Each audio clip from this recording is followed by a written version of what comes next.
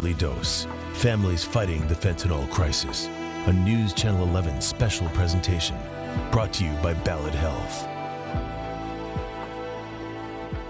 Tonight we continue our series taking a close look at how fentanyl has shaped our community.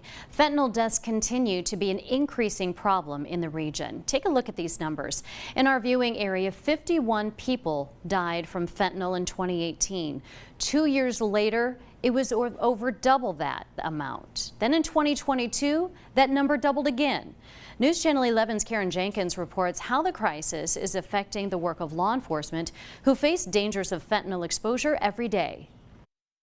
From taking in evidence to taking in prisoners, the threat of an adverse fentanyl exposure has added yet another level of danger to law enforcement officers' lives.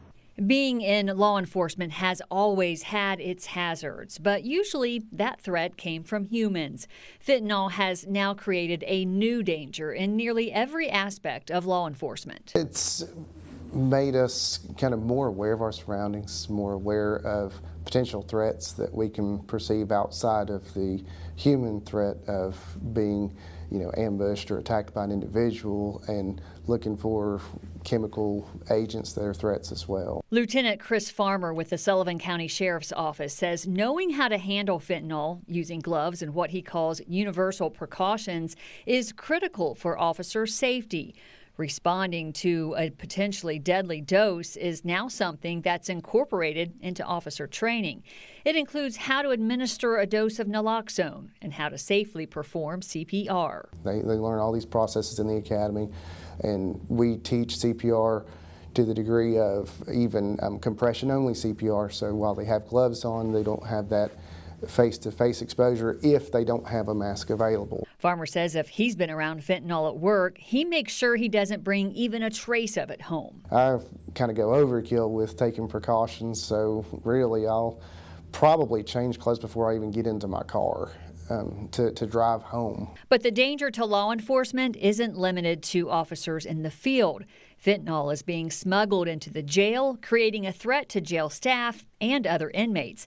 There was recently a scare when 16 correctional staff and 5 inmates suffered from a drug exposure in February of this year.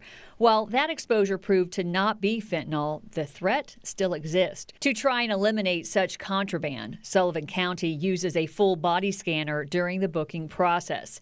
Precautions are taken when processing evidence, too. Make sure that we got a good fit.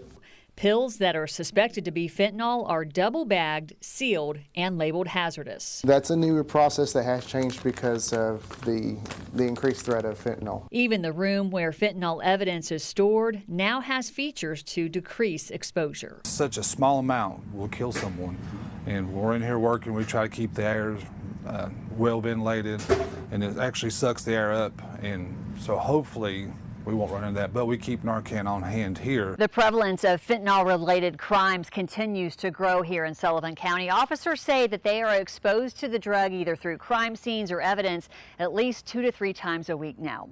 Reporting in Sullivan County, I'm Karen Jenkins, News Channel 11.